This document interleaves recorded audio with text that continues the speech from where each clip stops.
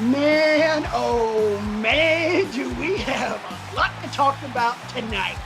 Welcome to Wrestling with Egos, the post SummerSlam Takeover G1 edition. Oh, as we're going to call it, oh my God, it was like Wrestling Christmas. It was an extravaganza. Yeah. Yeah, this is the day after Wrestling Christmas. My name is Patrick, joined as always by the boys, RJ and Brian.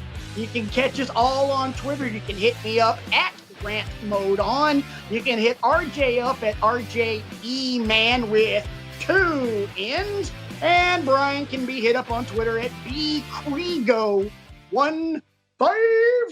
You can check us out on the web, on our little repository, as Brian would say, bit.ly/withegos. And feel free to chime in on this conversation and our email address, wrestlingwithegos@gmail.com. So much to talk about. Thank you guys for joining us this week on YouTube, on anchor.com or anchor.fm. I'm not going to even go into the rest of the stuff because there ain't no reason being funny, because this show is going to bring the heat regardless of us trying to be funny or not. We're going to have a lot of great conversation. We're going to have a lot of great insight because so much good stuff happened over the weekend. And yes, I said good stuff. Going at the Southern accent. But you know what? Truly, as Vince McMahon would say, this past weekend was good, pal. Real good. Not Vince. No, not Vince's good. Real good. So, gentlemen, before we start, across the board, RJ, I think I know where you and I would go, but I'm not sure about the gentleman in the green shirt, our beloved professor over here. Mr. Krigo, you're the teacher. Letter grade this past weekend. Well, gentlemen, this past weekend actually surprised me. When I was making my notes earlier today, getting ready for our Lean Mean Wrestle Talking Machine, I realized from front to back what a great wrestling weekend this was when you look at the totality of it. You start with that G1 action, and you go through NXT TakeOver, you go through SummerSlam itself, and then you extrapolate that out to the action on Raw and SmackDown, which we're going to get into later on. Were there some clunkers? Were there some missteps? Sure. We're always, we know we can find fault with the best of them, but I was actually, and it's funny you should come to me first, because after SummerSlam was over, I remember thinking how empty I kind of felt with a lot of it. But then I watched Raw and I watched SmackDown, and then I looked at the totality of the weekend, and I was reminded of something that one of you brought up in one of the first shows that the three of us were all together on, is that there is a gigantic menu of wrestling product out there to choose from. And that I should take pride in the fact that I have all of these options out there, so that when WWE doesn't deliver like I thought it was, and we'll get into maybe why I feel that way later on. I'm not going to give away all of my secrets right off the top of the show. So that when they fail to deliver, in my opinion, I have New Japan to fall back on. I have AEW to fall back on. I have Lucha Underground to fall back on. There's just so much content out there. And as wrestling fans, I think all of us in Wrestling with Egos Atlantic can agree, it's a good time to be a wrestling fan, because you have so many women and men out there plying their craft, trying to put on compelling matches for our entertainment, and it's a great time to be a wrestling fan, I believe. So, what's your letter grade though for the entire weekend? I'm gonna go A, and you'll see why I can't give it an A+ later on, but I'm gonna go A, solid. Hey, you know the rules of this show. You can have an opinion as long as you back it up. Which I'm not saying you've ever done, but I'm just saying Hey, I don't think this person's good, X, Y, and Z, as opposed to, well, I just don't think he's that good. That's unfounded crap, and we don't, and that crap don't fly here on Wrestling with Egos. RJ, letter grade. I'm giving it an A+. I can't think of one single thing that was negative all weekend. I'm the same way. There were some matches that I thought could have been better. I was disappointed in some matches. But you know me, I try to accentuate the positives, hide the negatives. There were even good shows Saturday night with Ring of Honor's card. And we Right. bashed Ring of Honor as of late. Help me out. The girl, Steel, that Kelly Klein beat. Oh my gosh. Regardless, okay, sorry, Yeah, we'll find it out. That was a great freaking match too. It was good. Yeah, it was good. Well, for Ring of Honor standards as of late, that was a really good match. I mean, it was your standard really good Kelly Klein match, which I don't, you usually don't get bad stuff out of her. Right. But that's the thing you can say about Ring of Honor right now. Maybe that and Jay Lethal. But G1 was holy crap. And I'm not just talking about the final. TakeOver was really good. I'm going to tip my hand a little bit. We'll get more into detail on this. I actually thought SummerSlam was better than TakeOver. I enjoyed SummerSlam more than TakeOver. We'll get into that one. Raw did not suck. And for Raw, as of late, that is a big accomplishment. And SmackDown, we're recording this Wednesday night. Last night, SmackDown gave us quite possibly a match of the year candidate. And here's a shocker, boys and girls. It involved Roman Reigns. What in the blue hell is going on here?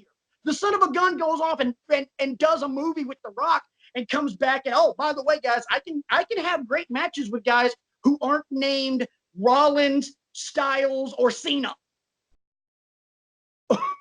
What the crap?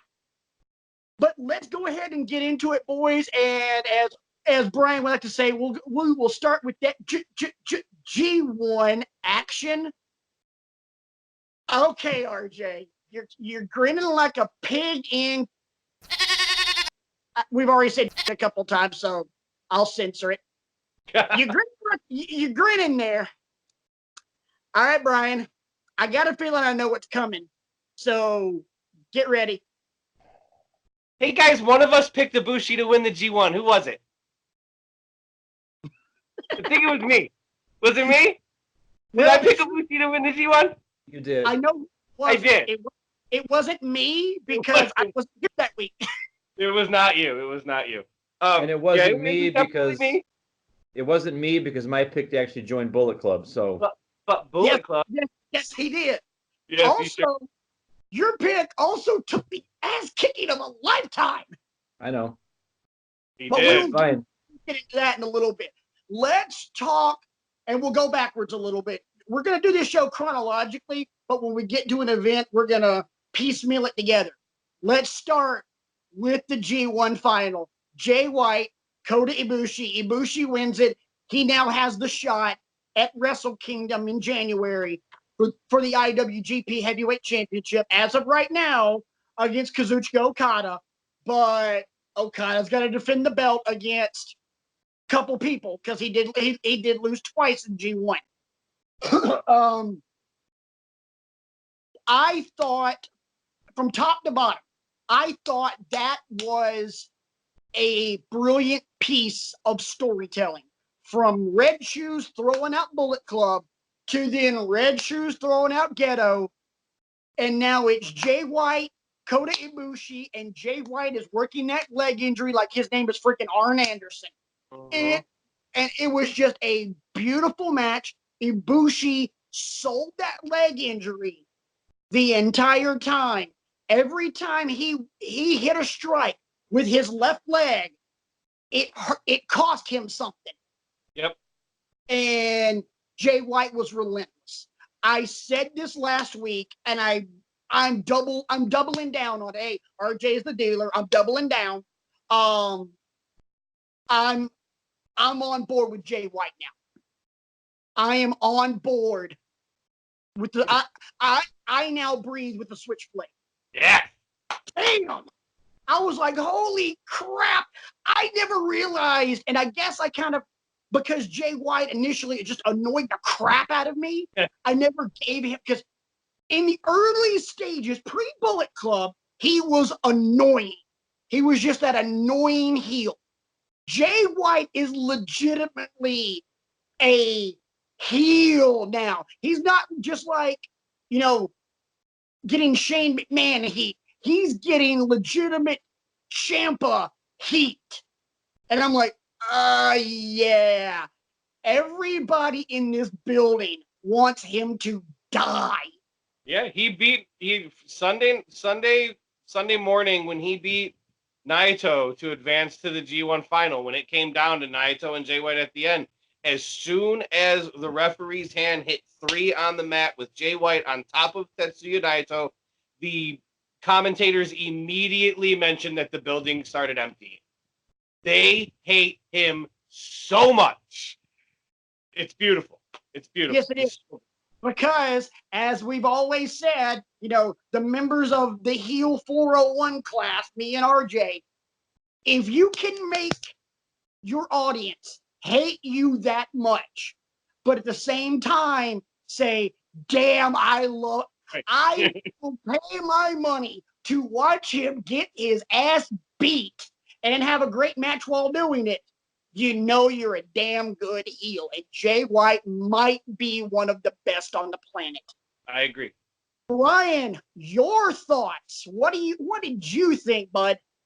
I'm actually going to pull the lens back a little bit, and talk about the G1 as a whole. Okay.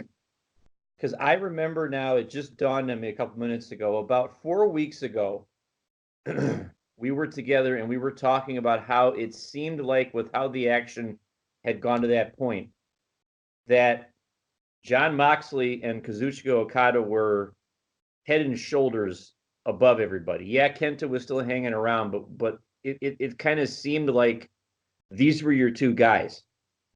And I think they did a masterful job of advancing that as far as mathematically was possible. And then all of a sudden, here comes Kota Ibushi and here comes Jay White. I was at a conference on Friday for the school year coming up, and I saw an image grab that RJ had shared of all of the permutations that were left for who could still win. Right. And we actually posted that on the in the show, embedded that into the show while we were discussing it last week. I don't know if you watched that far into last week's episode, but I might not have. If you were watching our entire G1 discussion last week, boys and girls, on YouTube, you did see that same graphic that Brian's bringing up right now. And I thought it was a masterful swerve, if you will. Everybody's talking about, Okada and Moxley, and then all of a sudden here comes 3 or 4 other guys that I will admit I had gotten rocked to sleep on. I was not thinking about Switchblade Jay White. I was not thinking about Kota Ibushi. I was not thinking about those people. And now all of a sudden here they are with the best, if they do these things, you now have the best chance to go to the final. And you put in an epic match like that with all of the, the swerves to the left and the swerves to the right and all of that. It's, great theater. And, my hat's off to everybody involved, because that's what you want. You don't want it to be a foregone conclusion necessarily. You want to still have something up in the air to fight for. And I thought they did a great job of that. Yeah, the only way I could see them just letting it be a runaway is if the whole point is you're trying to establish dominance. Like, for example, if they would have, in theory, just let Kazuchika Okada go undefeated throughout the G1, that would have been the booker's way of saying, no, we are trying to cement Okada as the greatest of all time. in our promotion. And you do that with or without the belt? Yeah, Okay. because Okada's been champion multiple times. He's the longest reigning IWGP heavyweight champion of all time. But I think with this year, with him being the champ, if he would have gone undefeated in A Block and then won it, you're looking at like the magnum opus of dominance for Okada. The one thing I loved, looking back on it, as you put, pulling the lens back with Jay White. Jay White, what was it? Lost his first 3? 0-3. Yep. Yes. 0-3, and then ran the tape. He did, just like he said he would. He essentially was in an elimination match from match 4 on. Yep. And that was kind of like one of those worst to first in the last few weeks of the season kind of things. And if you remember, I think it was 2 weeks in a row, I said that Jay White has this thing about his gimmick where every time he says, I'm going to do this, he does it. And when he lost the first 3 and said, I'm going to win 6 in a row, I said multiple times that I felt like because he said that the way that he said it, that there was a huge possibility that Jay White was going to run the table. And you did, and you were right again. And I didn't at the time, I didn't necessarily think that would be enough to advance out of the block, because the way Moxley was going, it looked like he was going to be the guy. But Jay did end up running the table just like he said he would. He always says everything he says I'm going to do, he does. And when he advanced out of B block and then didn't say I'm going to beat Kota Ibushi tomorrow, I knew he was losing. But that match, we talked about the match of the year candidate that WWE produced. New Japan produced a match of the year candidate as well with Jay White and Kota Ibushi. I thought that was an amazing match. Who are we kidding though? There's probably about 6 match of the year candidates in the G1. Oh yeah. Oh yeah. But I think that one was kind of like the piece de resistance. I think that was like, yeah, this one's the best out of all of them. Truth be told, of all the matches I have seen this year, I would put that in the top 3 of best matches I have seen between, and I kid you not, between this one, Adam Cole, Johnny Gargano Part 1, and Tuesday night, Roman Reigns and Buddy Murphy. We'll get to that one in a little bit. I'm sorry, I might be overshooting it, but I thought that match was absolutely bonkers.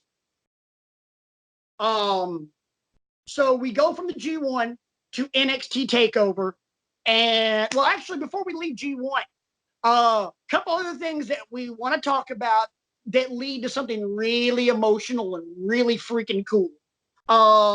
During the show, the G1 final, Kenta joined Bullet Club, which was instant heat. And help me out, RJ, because I'm blanking on the details. Who is Bullet Club beating the piss out of before somebody came in to save the day? Well, it was everybody. It was Ishii and excuse me, Yoshihashi was the last one that they were beating up. Oh yeah. And then Shibata ran out and blew the roof off the place. Shibata comes out, and RJ had to explain this to me earlier. So actually, I'm not even going to take credit for it. RJ, explain why this was such a big damn deal. So Katsuyori Shibata coming out of the dojo was this guy's going to be the next best ever. Everybody said he's going to be better than Tanahashi in his prime. He's going to be better than Okada right now. Everybody just saw huge, big things from Shibata. And one day in a match, he did headbutts all the time. And one day in a match, he did a headbutt and he got a brain bleed and he can't wrestle anymore. And it was crushing to the wrestling world that knows of Shibata. It was absolutely crushing because, I mean, you see this guy who's going to be what he was going to be, and he can't ever go again. And he's actually, he brought Kenta. He's been really good friends with Kenta for a long time. He brought Kenta into New Japan when Kenta first showed up. That when he surprised everybody and debuted and came out, Shibata was the guy that brought him out. And instant credibility because Shibata puts you over and you're over. Especially in Japan, he's such I cannot stress enough how big of a deal Shibata is over there. And it's just been so crushing for multiple years now to not be able to watch Shibata do what he does and be amazing. And for him to come out and be able to be cleared enough to do this one-off with Kenta and actually take bumps and do his big drop kick. And I mentioned something to my wife. I said, I love New Japan, and I feel like if I was of Japanese descent, I would be crying because they love him so much. And it was just such a big deal for Shibata to come out and do as much as he did. And then his pose was always the sitting Indian style with his arms crossed like this. So that's why Kenta sat on his chest, Indian style, and was doing this and doing this. That's why Kenta sat on his chest like that, because that was like Shibata's pose. Big, huge disrespect. So yeah, that was a big deal. There were people in the crowd that were crying. I saw people on Twitter that said they were crying. That was a big, huge deal for people in Japan. For everybody that's a New Japan fan, Shibata doing anything was amazing, and to do as much as he did was out of this world. My mind was blown.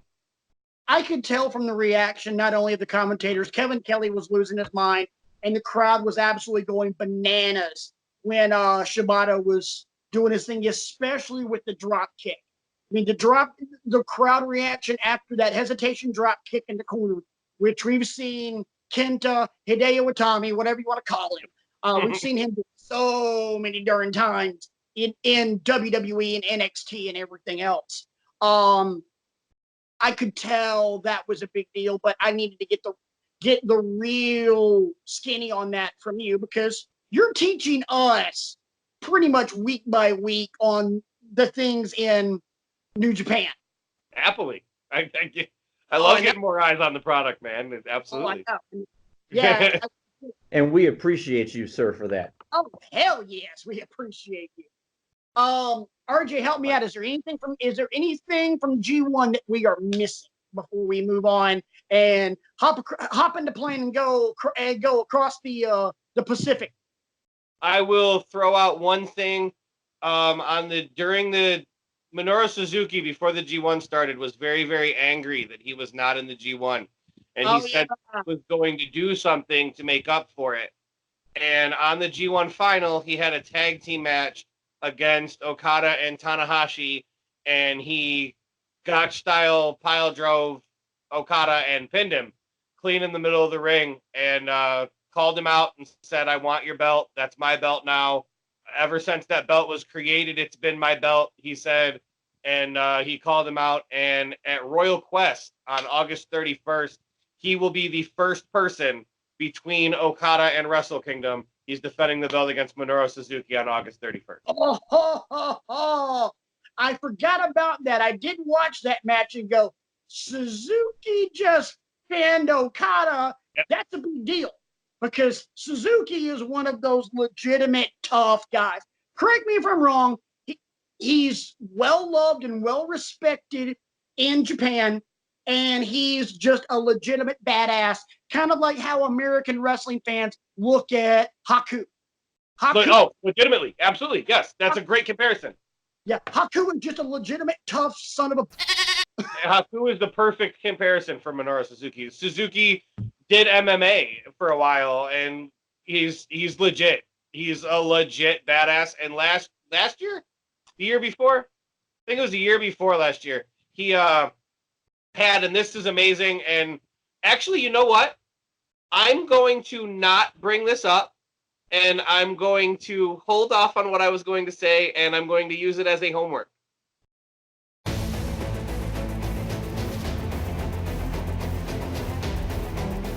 Well, I'll go ahead and. Well, Brian, let me ask you a question. Did you bring anything for homework this week? No, because I'm not on the hook for it yet. All right. Well, RJ's on the hook for it, so All right then. I suggest you use it this week. We'll get to that later. I will do that. Let's hop into Learjet, Style and Profile, Kiss Deal, Will and Neal. Woo! Woo! And let's talk about some NXT Takeover. Great card. What match for you was your favorite? For me, my favorite was Cole and Gargano. And I know that's the obvious choice, Yeah. but there was a sequence in this match that I watched Saturday night, and I watched it again this morning because I wanted to make sure I saw what I thought I saw. And watching it again this morning confirmed it for me. The sequence midway through the first fall where they, for about 5 minutes, traded misses on moves, where they tried to connect on thrust kicks and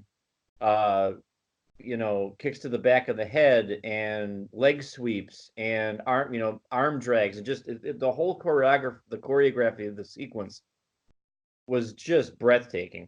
And it's weird to say that about moves that you don't hit. And then they came out of the corner towards each other to try to get a super kick on each other, and then they were bouncing up and down on one foot and staring each other down. I thought that was brilliant. It's just another layer to this feud. And, for me, that's what made it the match of the night for me. And then just the escalation, the brutality. I thought Gargano actually using the chair that Cole brought in the ring to get disqualified on purpose, a move that I know for a fact I've seen Triple H do before.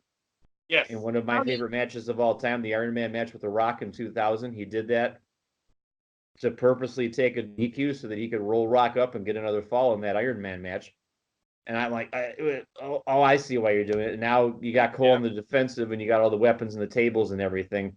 Yeah, Brock Lesnar did that in an Iron Man match with Kurt Angle on SmackDown, where he took the chair and just beat the brakes off of Angle and lost 3 falls and was down like 3-1 or something like that. But Angle was so beaten up that for the next 7 minutes, Lesnar just kept toying with him like a cat in a catnip toy.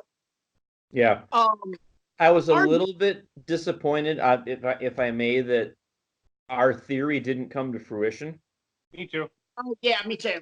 Because, as you all know by now, no titles changed hands on Saturday. Everybody that had a title on the line retained. Which is weird for a takeover. Yeah. Usually one changes hands. So, I don't know what to make of that. I don't know if they're saving that moment for later, but I thought Gargano and Cole, they've reached that point where they're as effortless as he is with Ciampa, I think. And Cole has won me over 1,000 times over since I started really paying attention to him, and big props to him. Boom. Yeah. RJ, how about you? What was your favorite? I mean, I gotta go with Cole and Johnny. And I was gonna bring up what Brian just mentioned, that no titles changed hands, which gave me a little bit of false hope for my boy Johnny going into the main event. I was like, there's no way no titles changed. Like, there's no way. I didn't see Cole losing, but like at that point, I didn't think there was any way they were gonna go with no title changes. Real quick, we're talking about Johnny Gargano. Today is date, August 14th. Happy birthday, Johnny Gargano. Happy birthday, Johnny. Absolutely. For sure. We might need one of us might need to look back over the next couple of days and see when the last takeover was where no titles changed hands. Yeah. We might want to exclude the War Games ones because a lot of champs have been in the cage. Right. That's true. We might exclude those, but like your non-War Games takeover ones, we might want to see when the last one was. It's been a while. It's been a minute. Mine's gonna surprise you. My favorite match of the night was Red Dragon and Street Profits. It's a good match. It was. God. We have always had a love for tag team wrestling. I love tag team wrestling. Tag team finishers, if they're done right, are just so bomb. But that was a fluid match. It was a contrast of styles in multiple ways because you had the striking and the technical ability of both guys from Red Dragon, Fish and O'Reilly. You had Dawkins' power and his amateur wrestling background. I loved the tie-up and the tangle-ups between O'Reilly and Dawkins because O'Reilly's trying to go Muay Thai, Brazilian Jiu-Jitsu on Dawkins, and Dawkins is just mauling him like a bear with freestyle wrestling.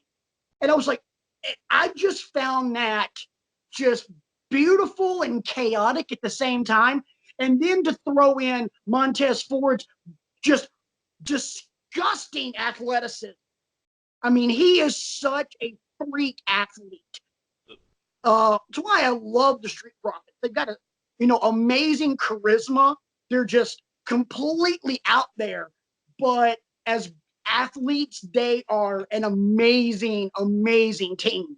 For me, it was just a fun match to watch, guys. When the match was over, I was like, wow. I wasn't just like, wow, that was good. I was saying that with a smile on my face because I legitimately had fun watching that. It wasn't the fact that I had a vested interest because I love the Undisputed Era, but I also like the Street Profits. So seeing that match go down, I was like, that was just good, man. Yeah, nice job, guys. I was happy for all four of them because it was just fun. Something happened at the end of TakeOver I wanted to talk to you guys about. There was a thank you, Johnny chant. William Regal came out, shook his hand, raised his hand. Candice left the ring and left the ring and left it for Johnny. Is this the last we're going to see of Johnny Gargano in NXT? I hope not, but probably. I wholeheartedly agree with you. I hope that's not the case, but I think we're going to see him on 205 Live. I was waiting for him to show up on Raw or SmackDown. I thought maybe when they kicked Raw off with Rollins in the ring, I thought, I don't throw him in there right away going for the title, but who wouldn't want to see a Rollins Gargano match, or I thought he might show up on, SmackDown and, do something with Daniel Bryan or something. I mean, I kept waiting for that to happen, and it actually didn't happen. Be the guy that drove the forklift? No, just let's wrestle. Right.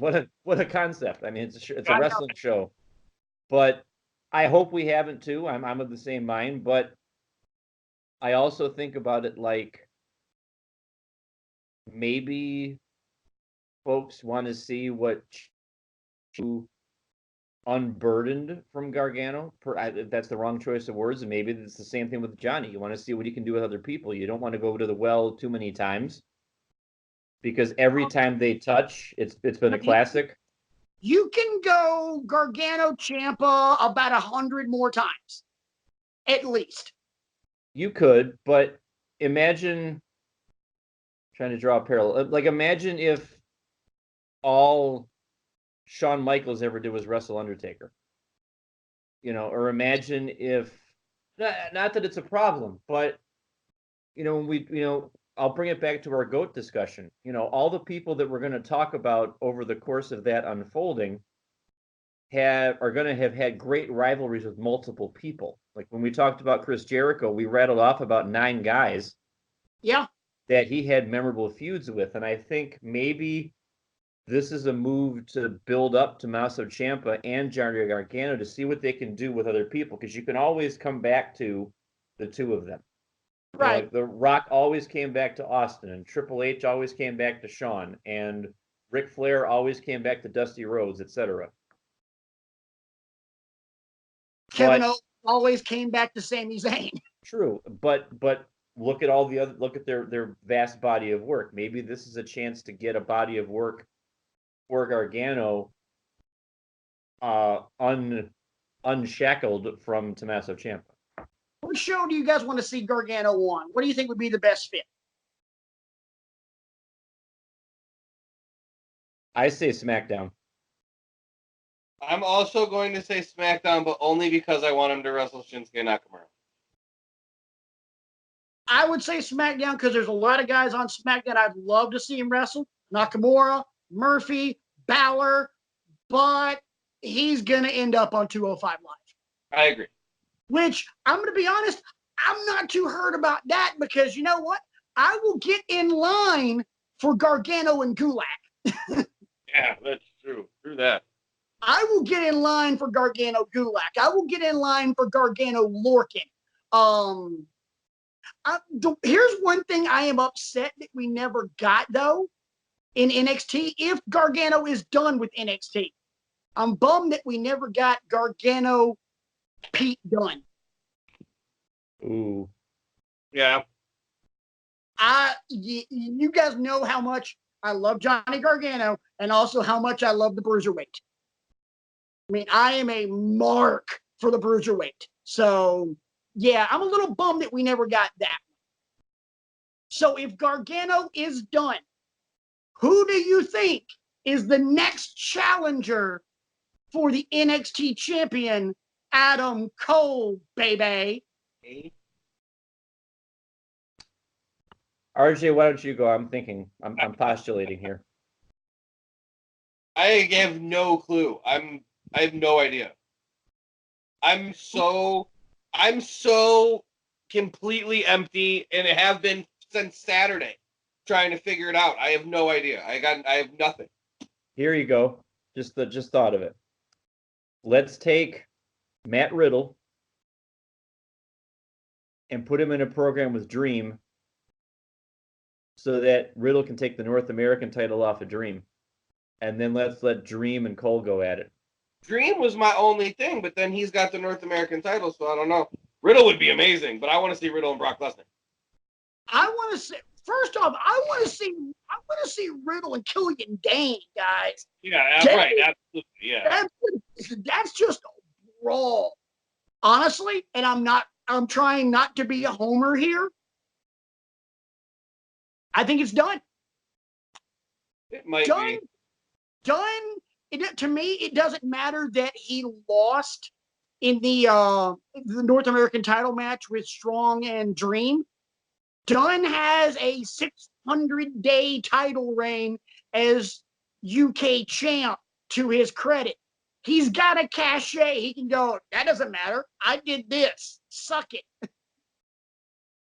So I think that gives, and as far as like the NXT level is concerned, Pete Dunne can challenge for any damn title he wants anytime, any day of the week, because he has that absolute dominance. And I thought about something today while I was driving around town. You realize there's only been 3 North American champions? Yeah. No, not North American. 3 UK champs. UK champions. I knew what you meant. Yeah. Yeah. Only 3. Tyler Bate, Pete Dunne, and Walter. Good old Walter. Good old Walter. Oh, well. $10 million minimum. Take one of those chops. Legitimately, guys, it could be Ciampa that comes after Cole next. It could be. All right, so they're doing the tapings, I think, today or tomorrow. So help me God, if Adam Cole's out there addressing and then we start hearing the heartbeat, I'm going to crap my pants. Because, yes, I am, like I've said for a lot of things, I am also here for Adam Cole, Tommaso Ciampa. Hell yeah.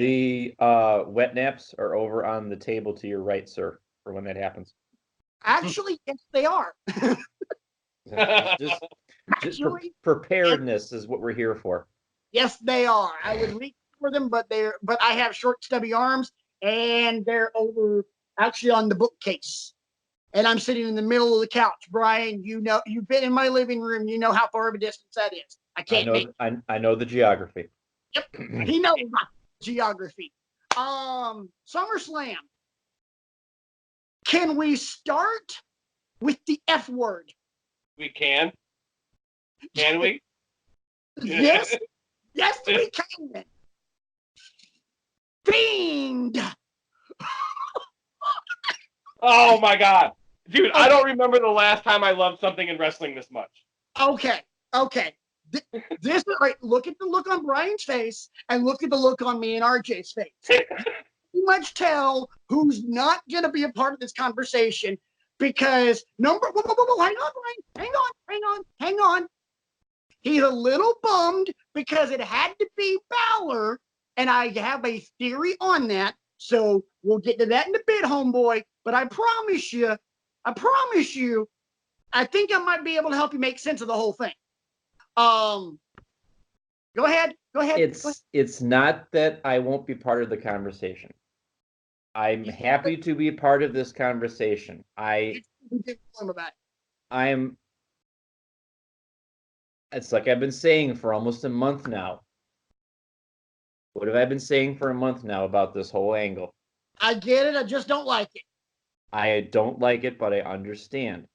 And before we came on tonight, when the Lovebird and I were talking about things, and I had to remind her about what happened on. No, we were actually talking about things, and I had to remind her what was going, what we were talking about from SummerSlam, and we started talking about Bray versus Finn again. And she goes, I just don't understand why, Finn couldn't put up more of a fight. And I kept trying to explain to her that there's an escalation involved here. This had to be somewhat of a squash. Finn, for about 45 seconds, was able to get some moves in so that he didn't come off just looking totally helpless. But the point was, he needed to be, he needed to get the license plate of the semi that ran him over. So that when he does come back, now he's got some motivation. And that's when you start, building Finn back up again. And that's when you uncork the demon somewhere down the line so that you put some stakes to it. Exactly. The part of this match that I want to talk about is the entrance, because good Lord, that entrance. That's what we're going to talk about. I ran out of spatulas at my house on Sunday night to get everybody's jaws scraped off of the carpet, because you had wondered, Patrick, I think it was you that had wondered last week, how are they going to get him to the ring? That was the part that you were going to make, that you were really invested in. And what they did on a storytelling level was they took everything that you used to like, or that we all used to like about Bray before all this happened, and they basically, set a blowtorch to it. Yeah. No. I mean that in a good way. Yeah. Because they meddled it. They meddled it. They turned Bray Wyatt into a 1980s slasher movie villain. Yeah. You have the theme song, which is sung in a totally different way now, and you have, the lantern, because oh my God, can we talk about that lantern? Which was basically a graven image of what he used to look like. Oh, it's so beautiful. Just, and everything, and he's basically telling you everything you used to dig about me, that's history. It's a whole new ball game now. So strap in, boys and girls. Okay. RJ, I know you're trying to have an orgasm over there, and that's fine. I had to clean myself up after the entrance myself. But would you like to hear verbatim exactly how I sounded during that entrance? Sure. Let me get a little close to the camera.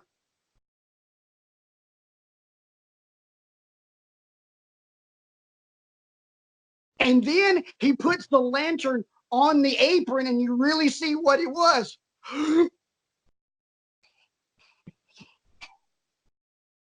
I couldn't say a freaking word, dude. I was just like, because I'm over here thinking, all right, let's see what they do. And then you see the let me in on the screen, and then the drums, and I don't know in the very beginning. I don't know if you noticed they were playing the bass line, just the bass line of the old version of Live in Fear. Doom, doom, doom, doom, doom. I was like, all right, okay. And then the music dies and you hear Bray Wyatt, let me in. And then Code Orange, first off, hell of a band. Oh my God, if you like metal and you're not listening to Code Orange, just shoot yourself. They're good as hell. And they start in and you just hear hurt, heal, hurt, heal. I'm like, oh crap.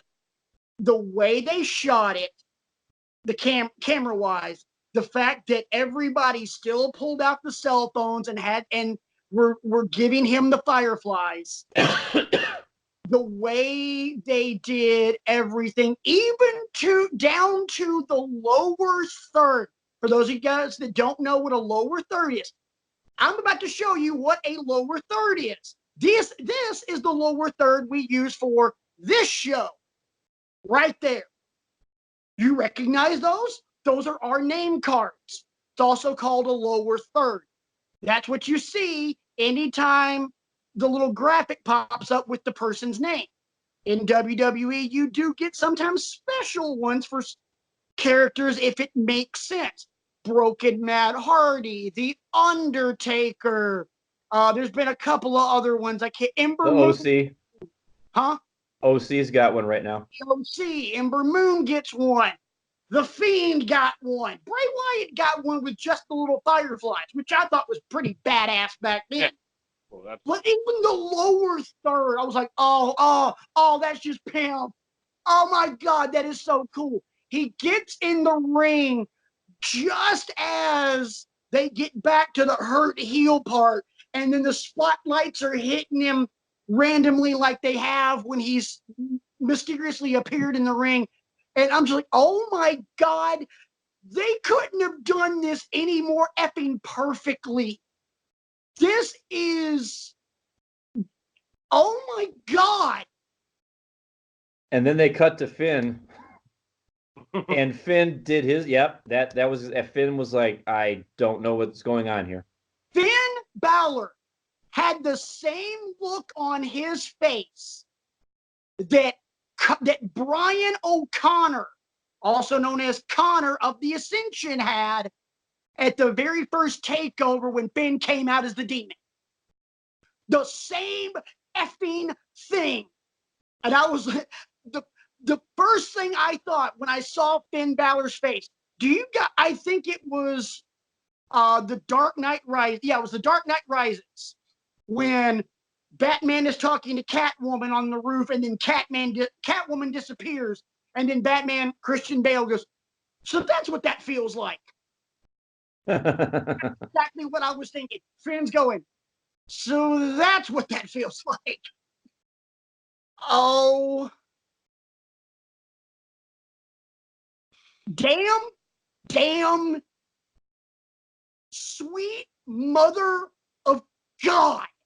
RJ, do you have anything to add to all of this, or are you just content to let us rhapsodize? I mean, guys, what else is there to say? I mean, capital P, capital E, capital R, capital F, capital E, capital C, capital T. Perfect.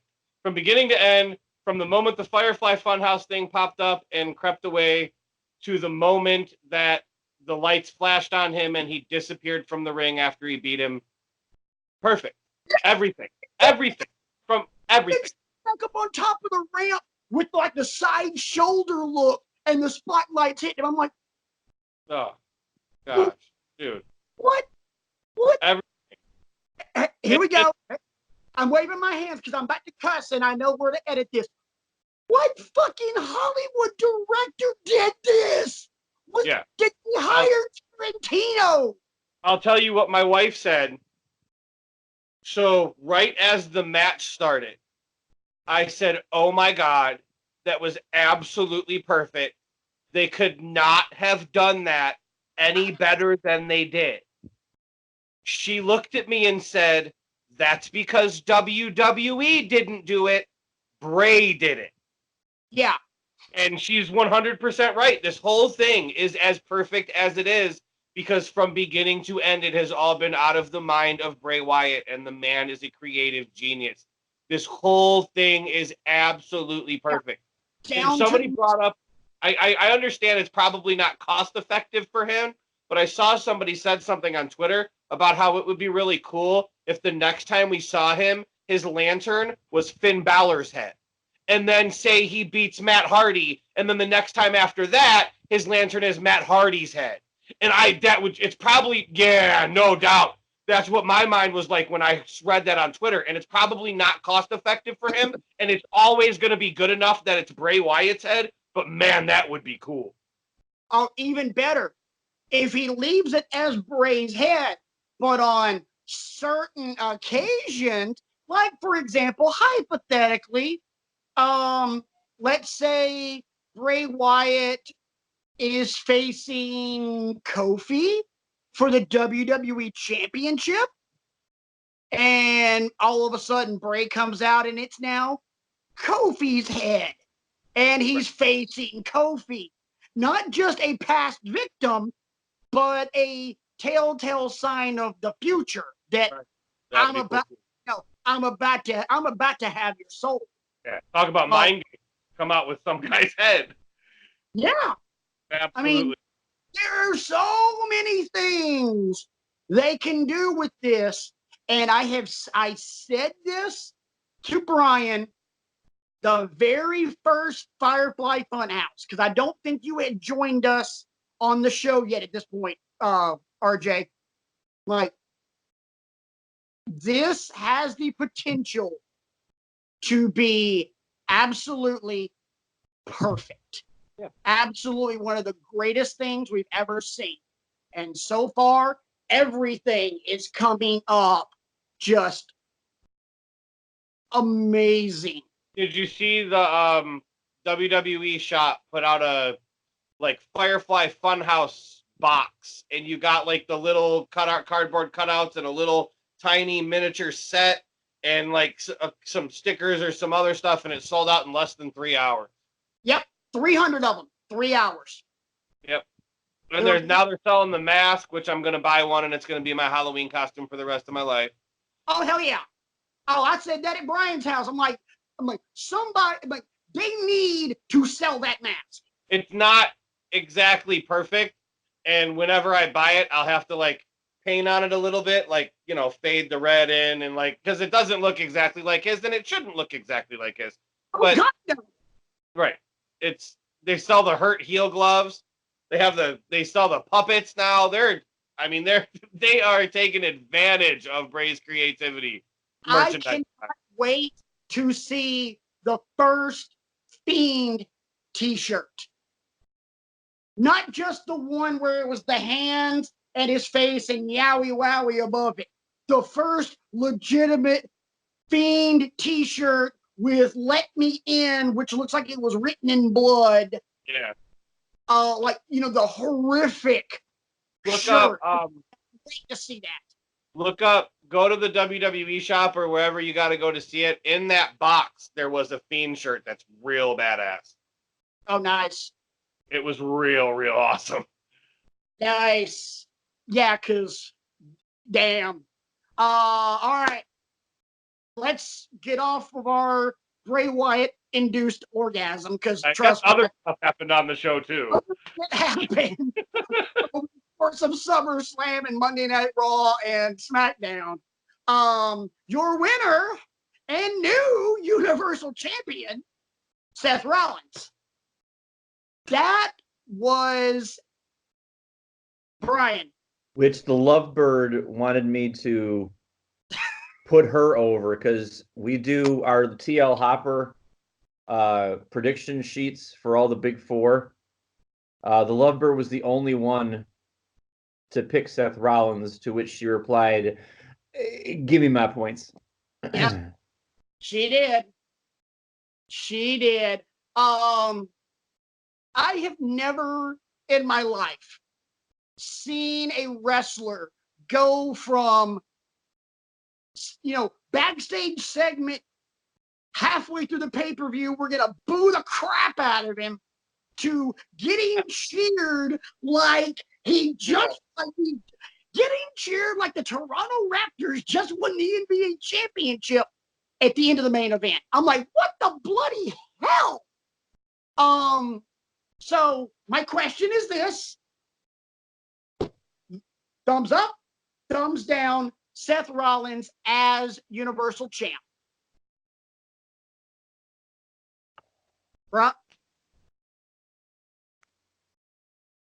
The only reason I'm doing this is I want to see who they pivot towards, and looks like they're pivoting towards Seth versus AJ.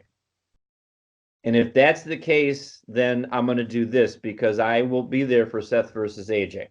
I'll totally be there for Seth versus AJ, but I'm also going to say this. If it's Seth versus AJ, with as hot right now as the OC is, Seth Rollins is a transitional champion. I agree.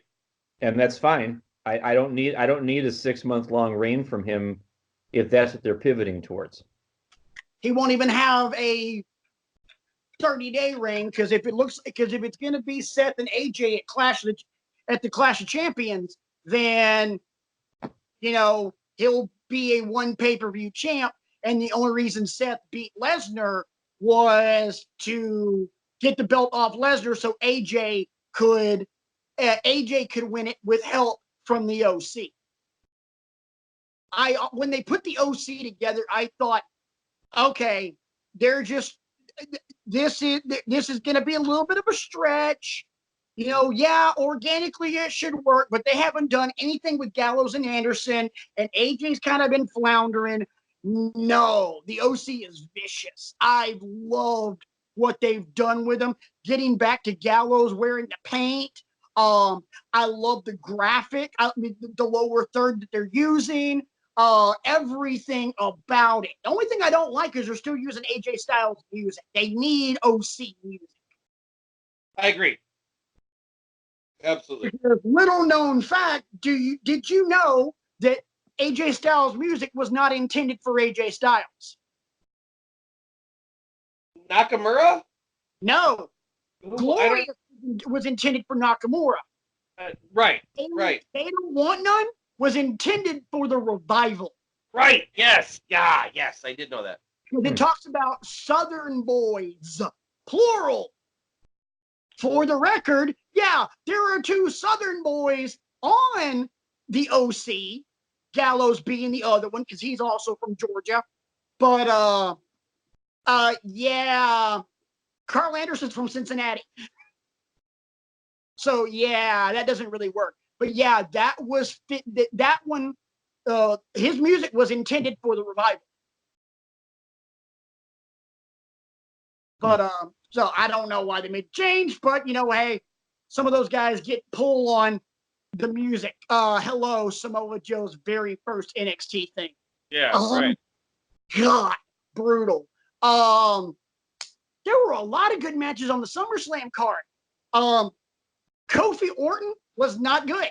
Why? Randy Orton's boring as crap. Yeah. Look, I understand that Randy Orton is in his late 30s. I understand that Randy Orton is still a very solid athlete. He is a 13-time world champion. I get that. Randy Orton has been about as boring as watching the Philadelphia Phillies play the St. Louis Cardinals. I'm saying that because I hate both teams that you both go to hell. It's boring. It's stale. He doesn't do anything. He is and I'm not trying to get political in this. I'm just making a point. He is as conservative in the ring as he is politically. Absolutely. He doesn't care anymore. He's somebody that does make his politics known on Twitter and on social media, and that's cool. He can do him. Absolutely. He is as conservative in the ring as he is political. He clearly does not give a shit anymore. He clearly does not care. He is clearly mailing it in.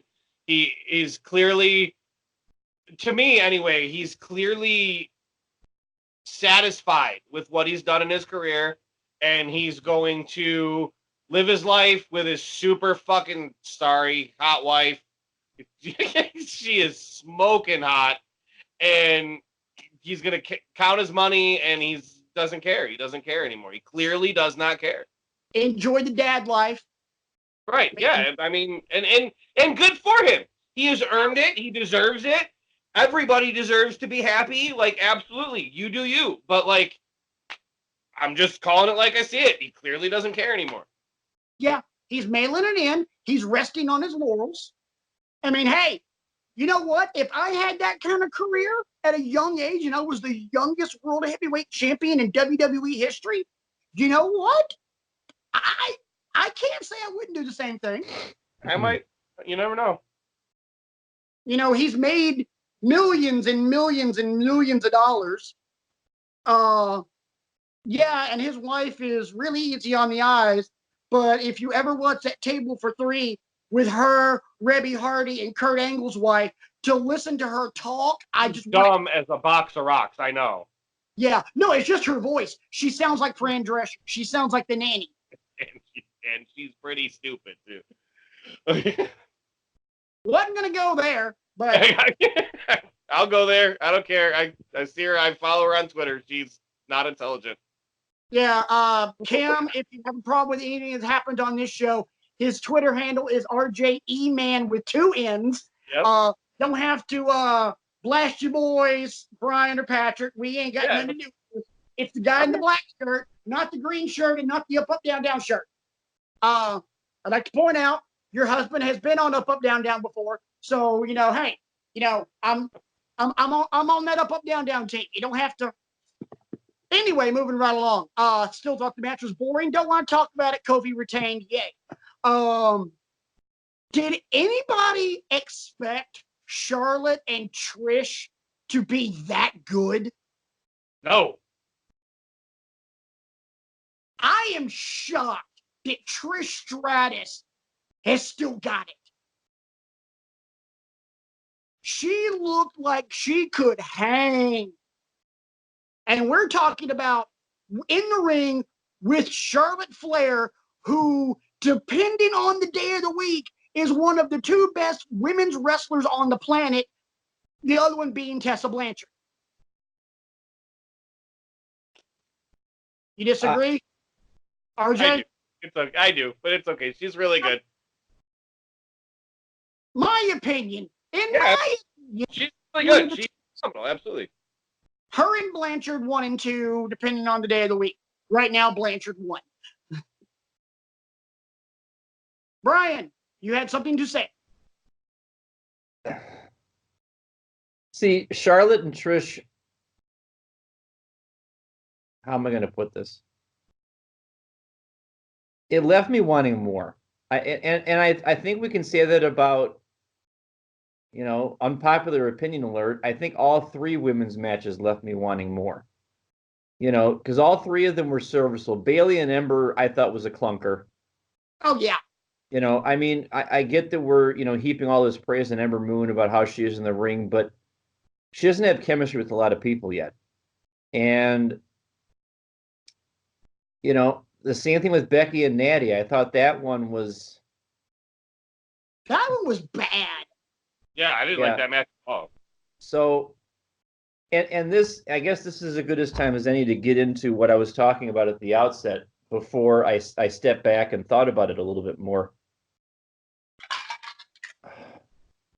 I look at all 3 women's matches, and then I look at, I personally, and this is my own opinion, I wanted a bigger payoff from Kevin Owens versus Shane. Because this goes back to a pattern with the McMahons that people have talked about before with Stephanie. When Stephanie was more of a fixture on television, she was just, you know, throwing her ego around and throwing her station around, and there were no actionable consequences for when she stepped in it big time. And a babyface had the temerity and gall to step back at her.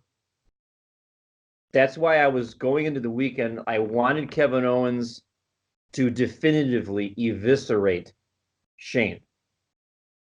And I don't think that happened. Because Shane came out on SmackDown and hit him with a $100,000 fine for assaulting an official. Blah, blah, blah, blah, blah. And ruined what could have been and should have been a watershed moment for Kevin Owens. If Shane's career had been on the line, I think I would have gotten a lot more out of that match, because it's like I postulated a couple of weeks ago. Shane is at that point where he seriously already has been at that point where he should be thinking about, it's time for me to just kind of, back away and be in a behind the scenes role again. Work with the talent, yes. Give them storyline ideas, yes, but not be an in-ring competitor anymore. Here you had the perfect opportunity to do that. Fine. I'm all man. I'll put my career on the line too. Now all of a sudden, everybody's tuned in for that match. And it's balls to the wall, and it's taking all kinds of chances because it's your career on the line. And it's what Kevin Owens was doing with the Dax decked against him with Elias being outside. But when the match ended, I just thought, you had a chance to really tell a great story here, and I don't think you've done it. And yes, Kevin Owens got the great reaction Tuesday on SmackDown with the whole crowd chanting his name and talking about what a great moment it was for him, and that he's been in the ring with all these people, but it just left me feeling empty because Shane's got to go out and do Shane things. And that is a big problem that you have to address. I'm just holding my hand so nobody forgets that I want to say something when you're done. So I'm done. Are you sure you're done? I'm not trying to cut you off. No, I'm done. I need to be counseled here, apparently. No, I'm not trying to counsel you. I'm just going to piggyback off of what you said. I totally agree on what you said. It did leave wanting more. However, I don't think we're done. I don't think that the Owens and Shane McMahon feud is going to be over in 2019. I think this is going to carry all the way into WrestleMania when Shane does put his career on the line. Because here's my thought process.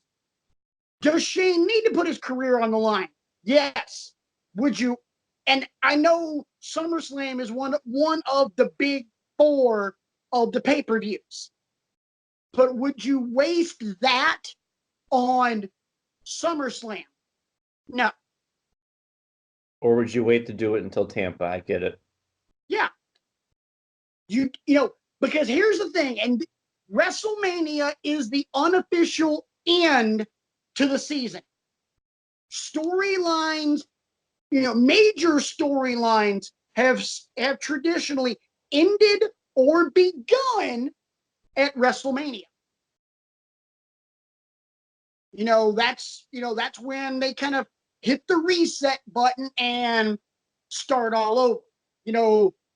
Daniel Bryan at WrestleMania 30, the whole story concluded with the Miracle on Bourbon Street.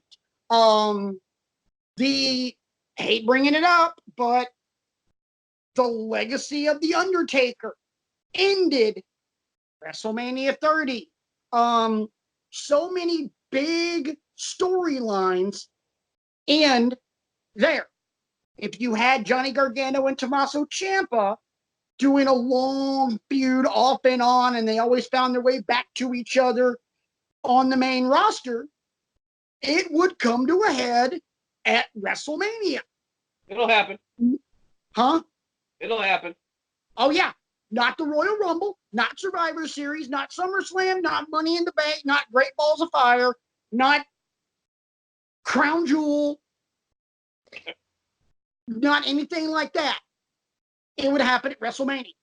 Whether it's Tampa this year or wherever else, the next year or whatever else. This is going to carry on, in my opinion, into Mania. You're probably going to see them just bickering like Rose and probably like Dorothy and Blanche from the Golden Girls from now until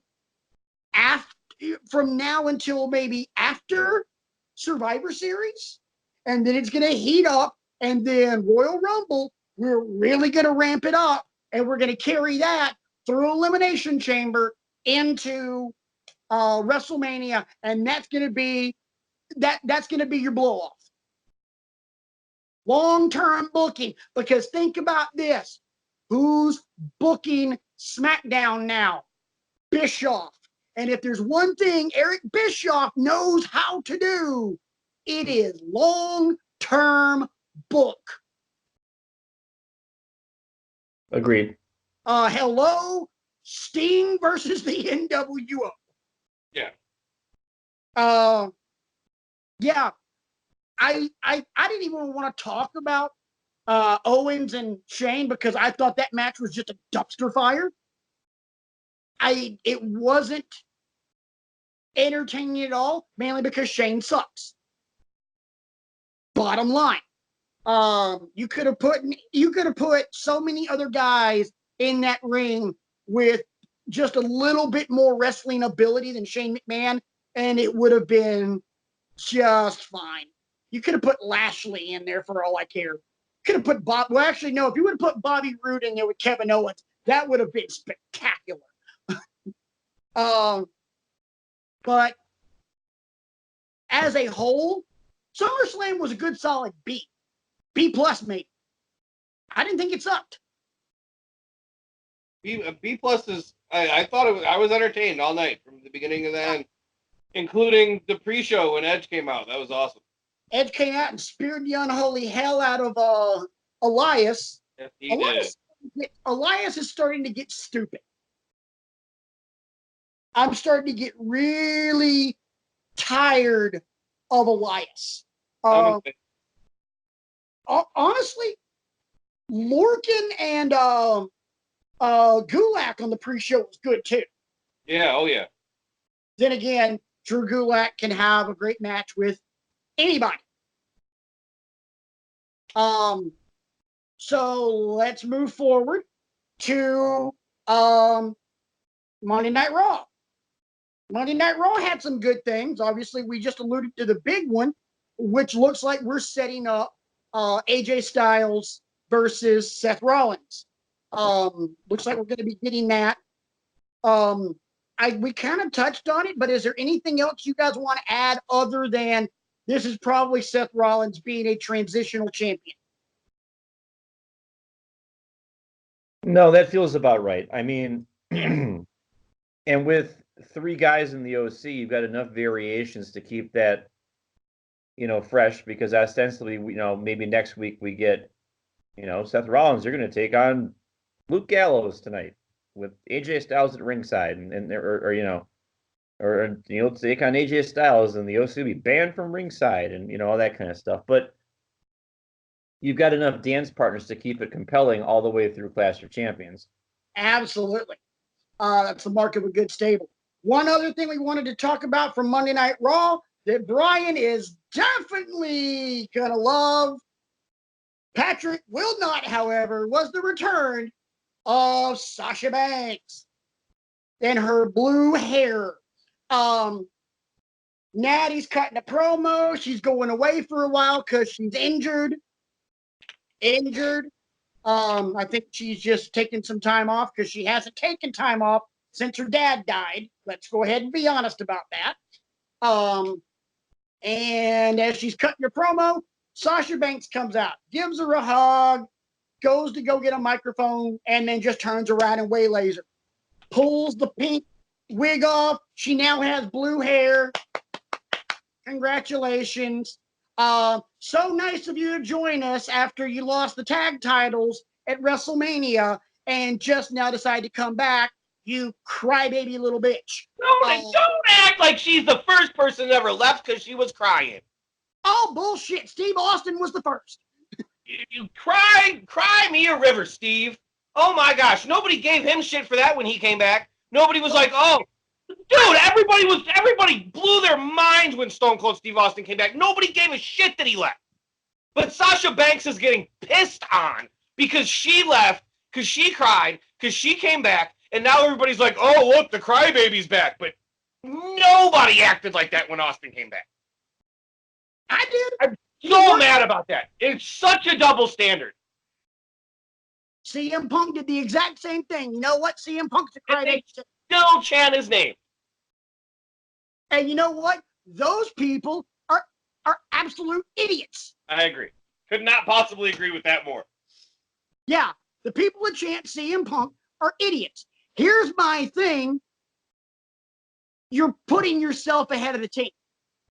You know, hey, you know what? Antonio Brown's doing the exact same thing with the Raiders. Mr. Frostbitten Foot. And if I don't get to play with my helmet, I might not play. Oh, I can't play with my helmet? I guess I'm going to have to play then.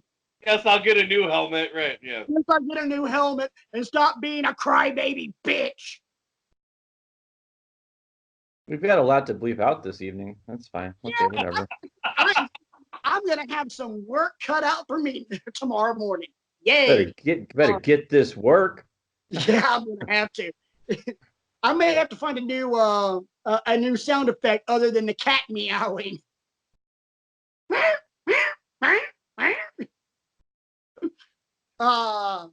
But I'm sorry. I am not. First off, Brian loves Sasha Banks. I know. I've never liked her. Can I okay, and I am exactly split down the middle. Okay. Face Sasha Banks is trash. Yes. Heel Sasha Banks is my favorite woman in wrestling. And it's not close. Heel Sasha Banks is my absolute favorite. I am 100% here for heel Sasha Banks. That's where the boss started. The legit boss that she's supposed to be, I'm 100% here for. She's my favorite when she's heel. I can understand that. And yeah, as a heel, she is a lot better than a face. I just can't stand to hear her talk. I literally cannot stand to hear her cut a promo like that, sister. It's like having to listen to an early stages Triple H promo again. It's forced. It's not natural, and it. Damn. Her heel promos are super better. Brian, breathe. Which part are you guys laughing at? Triple H. You lost it at Sasha Banks. You lost it at Sasha Banks. Okay, seriously, am I right or what? That's what she sounds like. Yeah, yeah, absolutely. I agree. I'm not.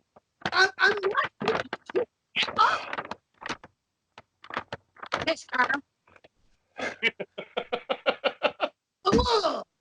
But yeah, hearing her cut a promo, it's kind of like listening to Randy Orton's wife talk. Oh, It's pain. I won't go there. But yeah. Okay, hearing her cut a promo is like listening to Lars Sullivan cut a promo. Where is he? He's injured. Did he get hurt again? Yeah, he jacked his knee up during one of those stupid ass handicap matches. Oh well, whatever. Don't like him either. So okay, cool. Sasha Banks is back. Sasha is a very, very good wrestler. Her in-ring body of work is phenomenal. I could watch her wrestle good opponents until the cows come home. Just don't give her a microphone. Just like the Bellas. Don't give the Bellas a microphone. Don't let them in the ring. Just let them stand there and be pretty. You don't know this about me, but the Bellas are my least favorite thing in wrestling history. I'm fairly accurate. Fairly accurate. Yeah. Can't stand them. Yeah. I'll say the best. I'm very excited about them launching Sasha into what is clearly a program with Becky Lynch after Becky called her out. Sasha Becky Lynch in NXT is the best women's match I've ever seen. Most people say that the match he had with Bayley after that is better. I don't agree. I think that Sasha and Becky's match is better than the Bayley match. The Sasha Bayley match is great. Great. Sasha and Bayley in that Iron Woman match, phenomenal. I think the match she had before that for the championship with Becky was better. Brian, tell me he did not just say that. Gentleman's allowed to have an opinion. Gentleman's Fine. allowed to be wrong too. Yeah, I respectfully The disagree way with the you, match sir. could have been better is if it would have ended with an ass to the face. We're not. We are not gonna do that again. Let's not push that button. Let's not push All right. that. Jay, we gonna go nuclear on this show, damn it. Hey, Back away from the instrument panel slowly. you've already gone rant mode on without calling your shot. So, hey, don't. That was very spur of the moment. Don't make me get so mad I can't turn back talking about that move. Let's not do it. All right, yeah. All right. So we transition from Raw to SmackDown. Cool. Apparently next week, Daniel Bryan and Rowan are going to let us know who tried to kill Roman Reigns. Cool. Any thoughts on who it is? Wrong answers only. Dean Ambrose. Brian. Doink the clown. Yes. I'm the boogeyman, and I'm coming to get ya. Either that Or either Doink or Lord Steven Regal. No. If we're gonna do a Regal reference in terms of wrong answers only, it's got to be the real man's man. Oh man. Love it. God. Other wrong answers: Brother Love, Pete Gas, The Bolsheviks. and, Giant Gonzalez. Repo Man. Oh man! No, dude. He was driving a forklift and he was driving a car. It's Bob Sparkplug Holly. Yes, Sparky Plug. Yes. STP. Yeah. All right. Or let's talk about the really. Go ahead, Brian. we forgot one.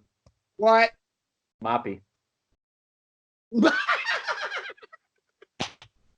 I wouldn't put it past Moppy to, finally, we talk about long-term booking with Moppy. Oh my God. That's a big full circle. Yes. Oh my God. No. Talk about long-term booking. You know who it was? Muhammad Hassan.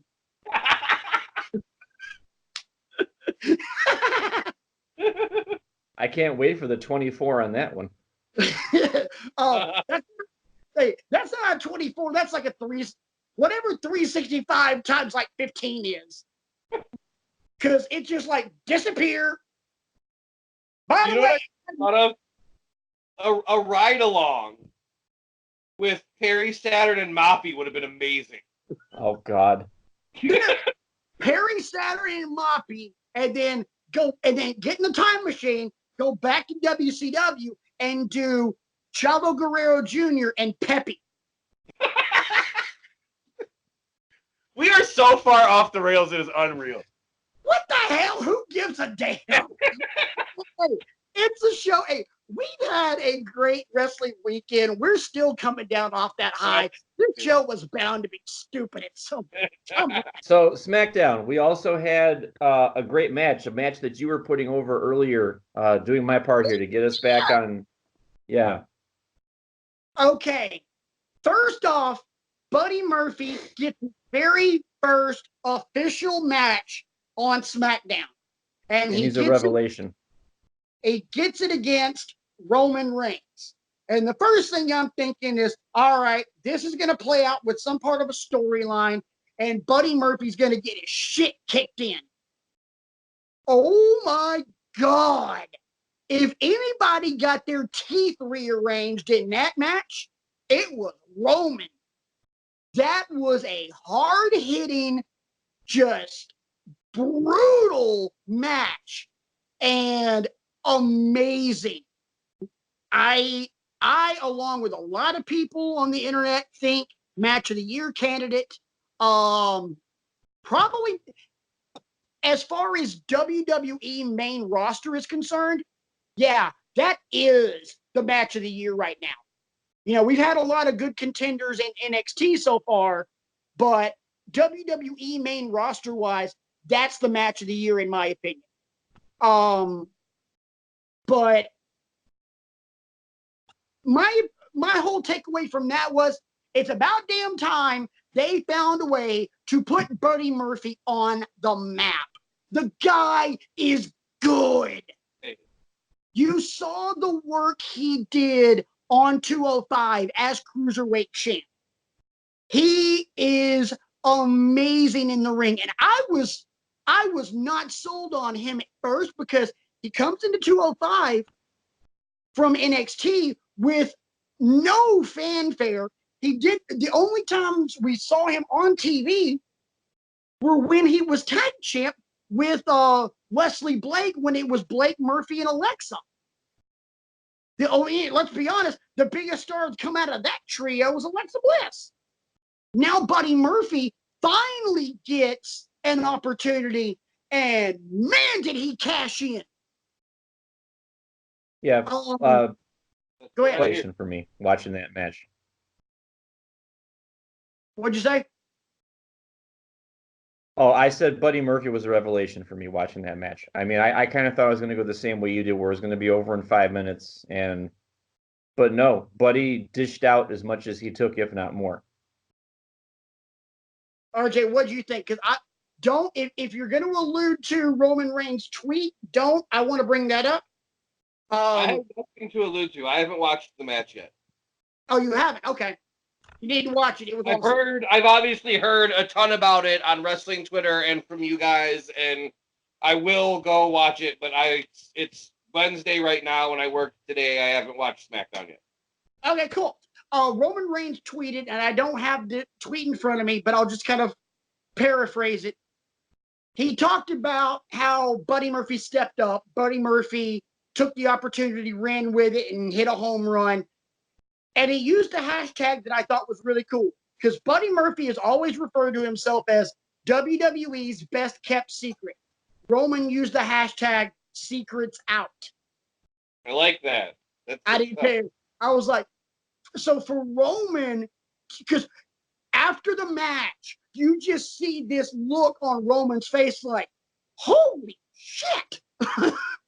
Like he knows he's been in a war. And he's just looking at Murphy, who's now on the outside of the ring, and he's just like, yep. And Buddy Murphy, quite possibly with the greatest sell of a spear in history. That I saw. That was really good. Forget the 3 spears that Ziggler took from Goldberg, which that third one was just vile. Oh, I felt for him on that one. That was just god awful. And what the hell are they doing with Ziggler? Just taking ass whipping after ass whipping and then going, I'm still standing, man, just for Goldberg or The Miz to come back. It's just a flesh wound. Yeah, he's the black. Oh my God, he's the Black Knight from Monty Python. He is. I didn't think about that. Son of a bitch. That was the first thing I thought of on Sunday. You're bleeding. No, I'm not. No, I'm not. But Murphy selling that spear at the end of the match. Good God. As the late, great Gorilla Monsoon would have said, oh, 360. Such a good match. And speaking of good matches, ring the bell. class is in session. It is now homework time. My name is Patrick, and I will be your teacher today. And last week, class, I assigned for both of you the Elimination Chamber from Survivor Series 2000. Thank you, Brian. 2. Van Dam, Triple H, Shawn Michaels, Kane, and help me out. Chris Jericho and Booker T. Yeah, Jericho, RVD for the World Heavyweight Championship. Reason I assigned it, I spoiled the ending for everybody. Shawn Michaels wins, but it wasn't the match, which was pretty good. It was the pop, because that organically is what a pop is supposed to sound like. Brian, you first. What'd you think about the match itself, the story they told, and the 1, 2, 3 at the end? This is a match that I've seen several times, not going to lie. But with it being homework this time around, I went back and watched it a lot more critically than I have any of the other dozens of times I've seen it. And anytime you have a new kind of match, or a match that breaks ground. We've talked about it before with Shawn and Razor, the Intercontinental Ladder match at WrestleMania 10, or maybe the first time you saw War Games, or the first time you saw, any of those kinds of matches where there's stakes that aren't normally around.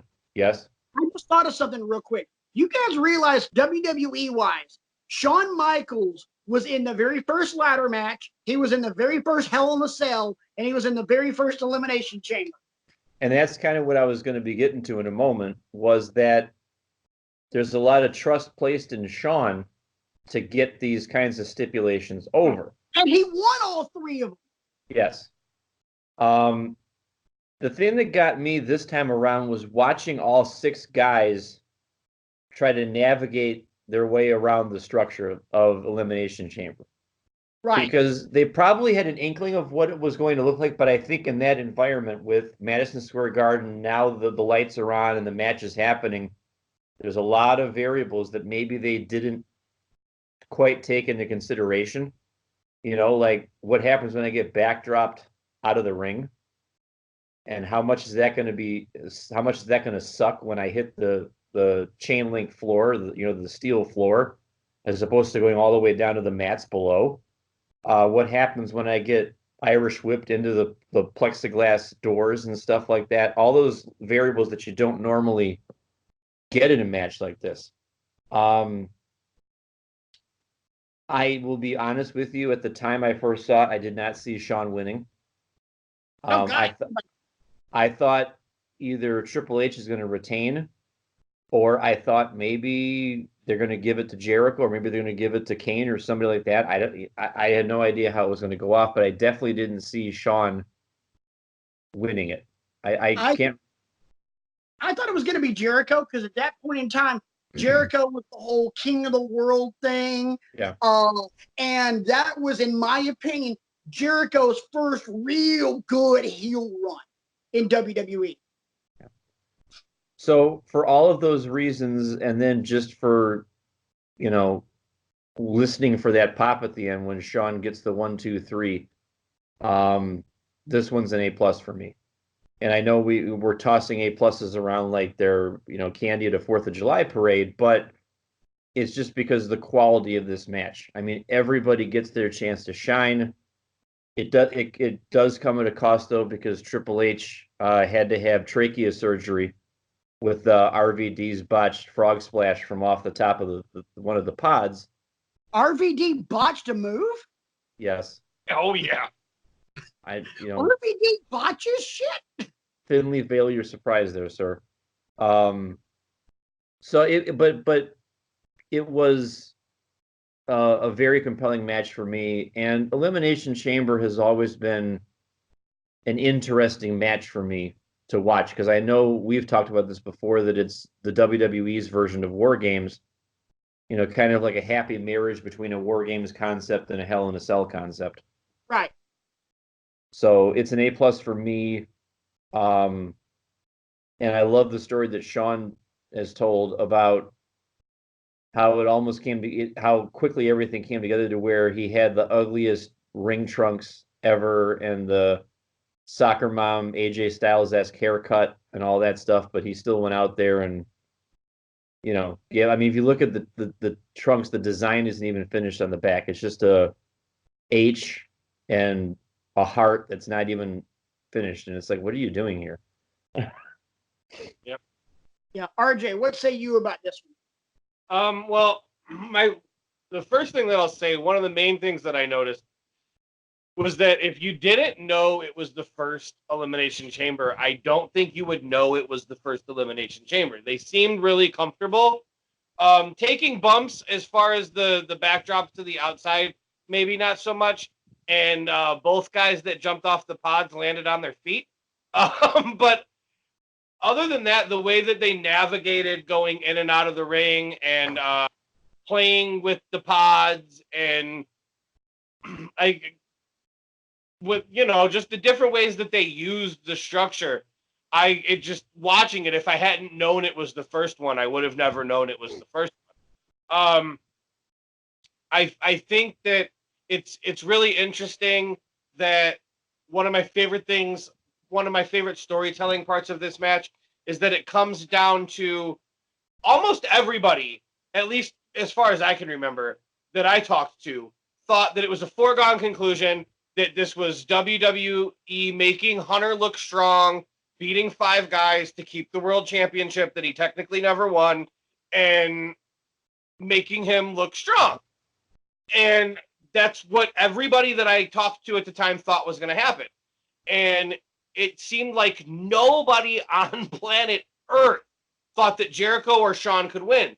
Nobody thought that Jericho was going to win, and nobody thought that Shawn was going to win. And those were the last 2 guys, RVD. Nobody, and so I feel like the last 3 coming down to Hunter, Jericho, and Shawn, it looks like it's transparent.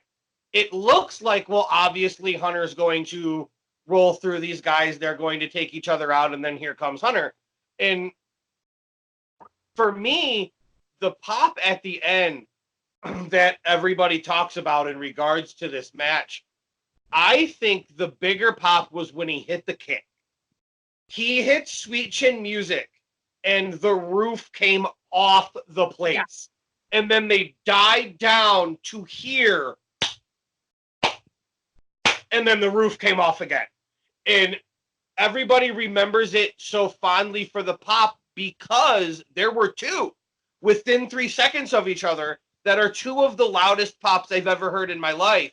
And they're within 3 seconds of each other for essentially the same thing. Right. I've got to, just as far as performances, it's got to be an A. I can't give it an A+ just because of the 2 botched spots off the pods.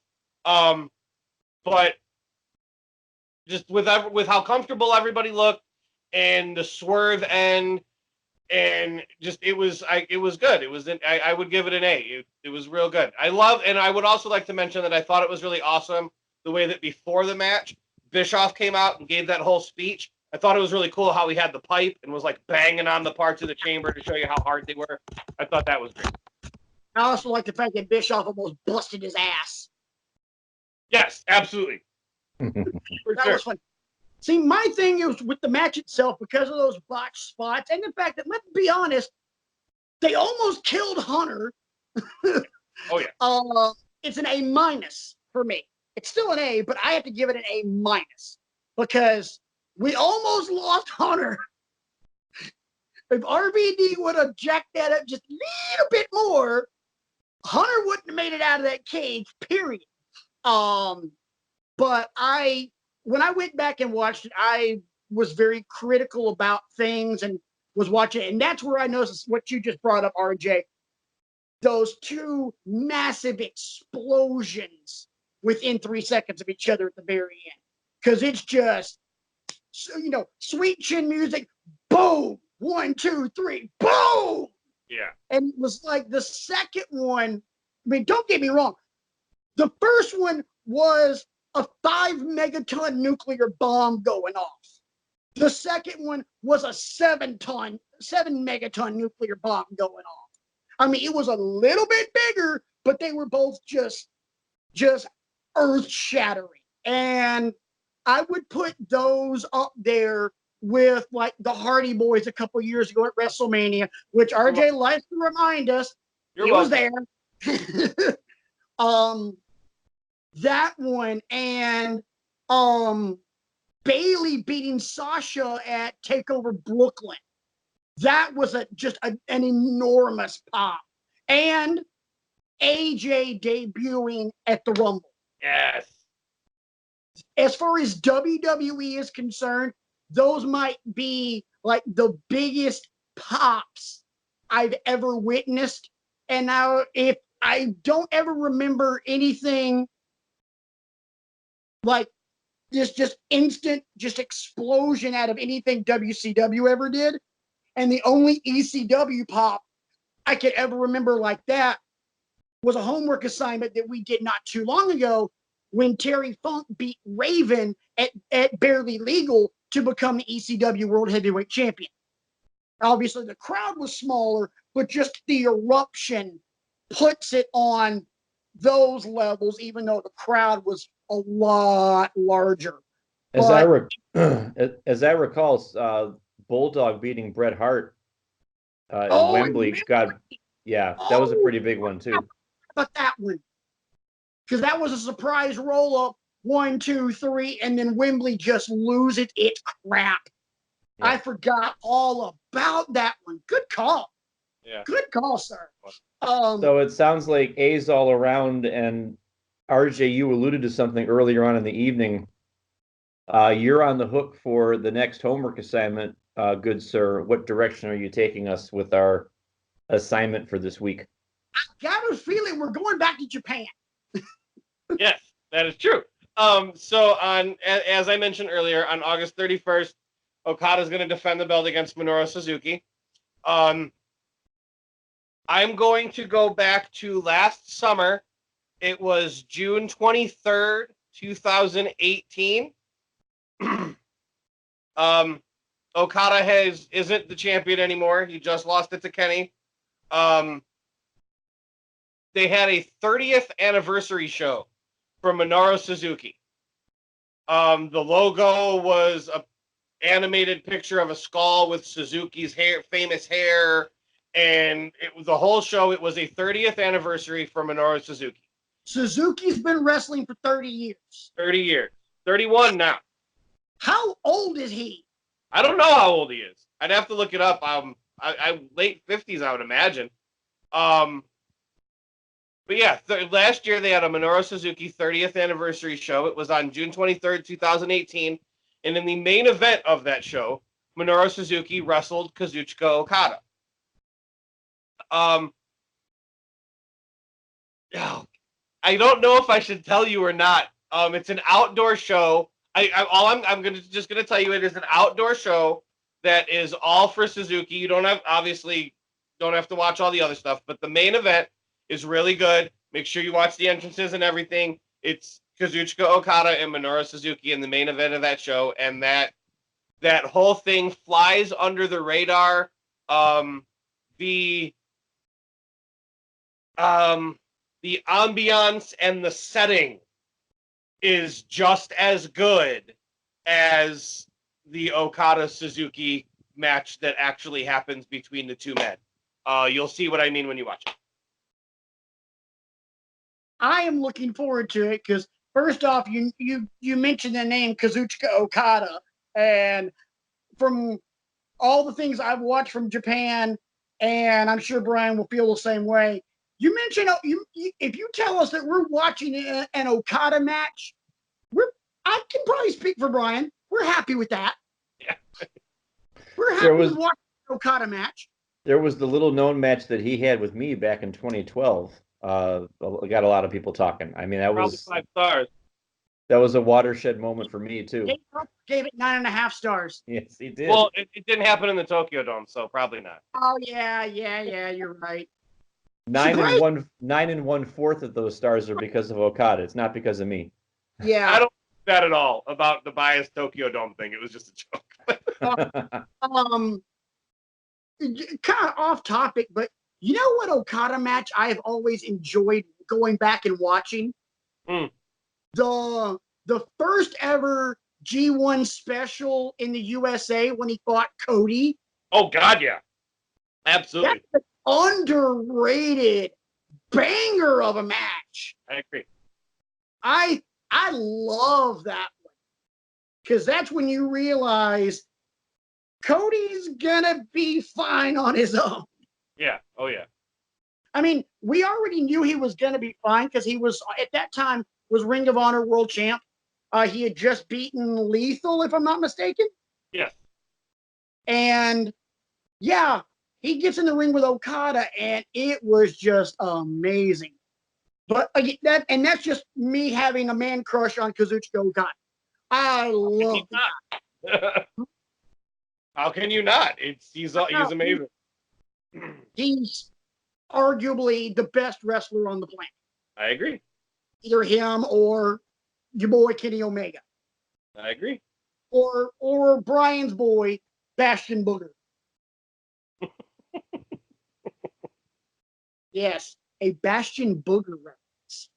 You know what? That's the guy driving the forklift. Bastion Oh Booger. God, please You no. figured it out. You figured it out.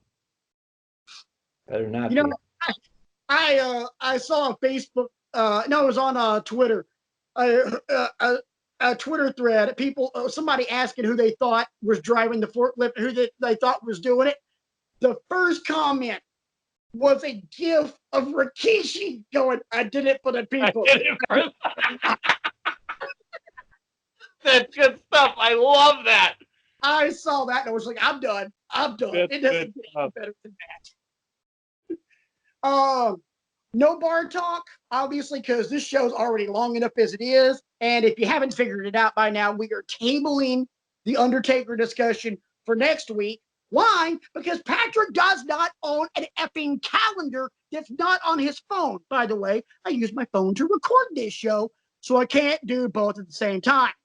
I did not realize last week that we would be talking about G1 and SummerSlam and Raw and SmackDown And take over. and TakeOver. Holy crap. You know, I expected Raw and SmackDown and probably SummerSlam to all suck balls. So I was like, yeah, we'll be able to do it. And there's one other thing that was announced this week that we never even touched on. Oh my gosh. How did nobody mention that? King of the Ring is coming The back. ring. How about this? Here's my modest proposal. We will still do Undertaker Greatest of All Time debate next week, but we'll reserve the first 5-ish, 10 minutes of that show to really get into the guys that are in it, and then we can call it a shot as to who we think the King of the Ring should be. 5 or 10 minutes. I'll pick the winner of that tournament right too. Say what? I will pick the winner of that tournament correctly as well. Oh my God. Hi, my name is RJ and I pick winners. My name is Alfred, blah, blah, blah, blah. They call me Big Al, and I hit dingers. I remember that kid. Right. That kid was awesome. Yes, absolutely. Yeah, he hit dingers. That was the definition of a power hitter, boys and girls. No But doubt. yeah, we'll talk King of the Ring. I'm totally looking forward to King of the Ring because King of the Ring is awesome. We Yeah. also coming up toward the end of this month is also the Super J Cup, if I'm not mistaken. Yes. 22nd it starts, I think. Yeah, but correct me if I'm wrong. It's all in like the Pacific Northwest America, right?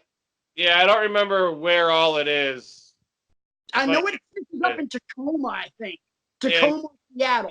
The show in San Francisco, I don't remember exactly all where it is. But yeah, it starts on the 22nd. It's not.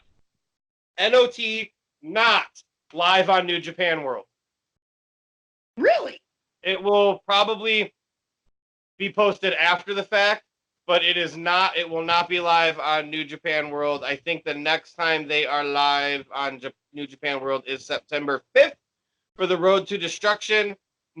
but there's nothing with English commentary until the end of September with the 3 Destruction shows.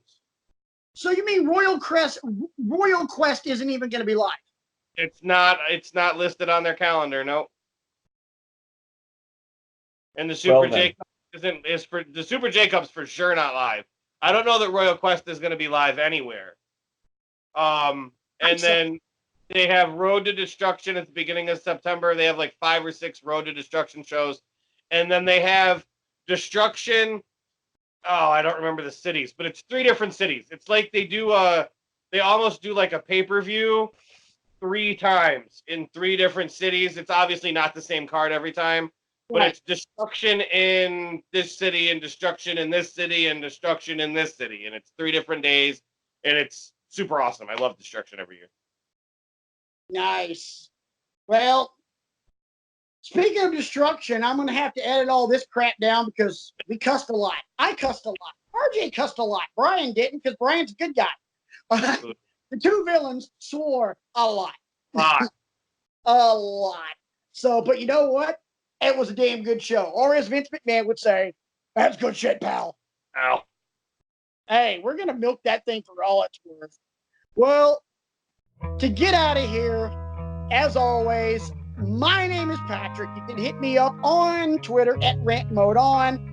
The guy with there is your G1 Climax 2019 winner, Kota Ibushi, with his manager RJ, who you can hit up on Twitter at RJEman with not 1 but 2 N's. And the guy in the green shirt, our professor, our intellectual savior, if you will, Brian, who can be hit up at the Krigo15. Gentlemen, damn fine show this week. Agreed. Damn. We got a lot of good quality stuff to work with this week. Oh, yeah, we do. I'm going to enjoy editing this one just as much as I have enjoyed talking to you guys this week. I will talk to you guys next week as we will talk to all of you guys. So, for the AEW Assassin and the Intellectual Savior, I am the Reverend of the Rant Patrick, wishing you guys a wonderful wrestling week. And until next week, that's our story, and we're sticking to it.